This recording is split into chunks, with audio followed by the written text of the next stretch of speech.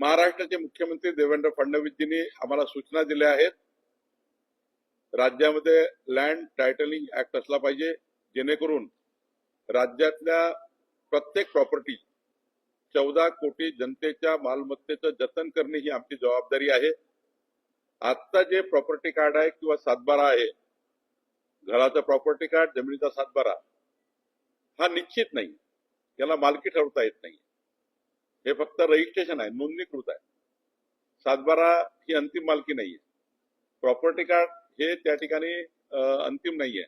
आणि त्यामुळं land टायटलिंग act आल्यावर निश्चित प्रॉपर्टी कार्ड लोकांना मिळेल, ज्यातनं जगातल्या कुठल्याही व्यक्तीला या ठिकाणी इन्व्हेस्टमेंट करायची असेल तर तुम्हाला या प्रॉपर्टी कार्डवर इन्व्हेस्टमेंट करता येईल.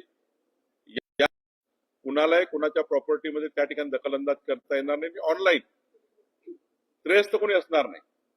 माझी जमीन यांना विकायची असेल, दोघंच ऑनलाईन बोलतील, दोघंच ऑनलाईनच जातील रजिस्ट्रारकडे. रजिस्ट्रार आणि आम्ही तिघं आम्ही जमाबंदीकडे जाऊ, ते आमची फोड करून देतील. तातडीनं त्यांचं म्युटेशन होईल. सर्व एका सिस्टीम मध्ये होईल.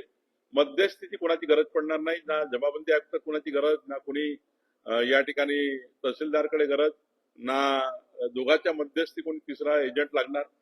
आपल्या जमिनीचा कोणाला व्यवहार ऑनलाईन करता येईल.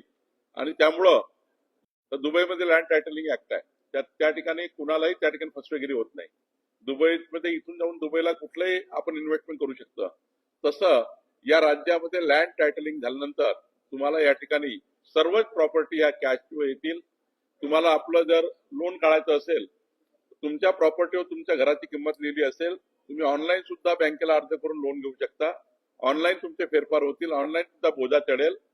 या राज्यामध्ये एक सुकर पद्धतीने या ठिकाणी जमिनीचा व्यवहार होईल. आणि राज्य हे देशातलं पहिलं राज्य असेल ज्या राज्याला लँड टायटलिंग ऍक्ट लागू झाला आहे.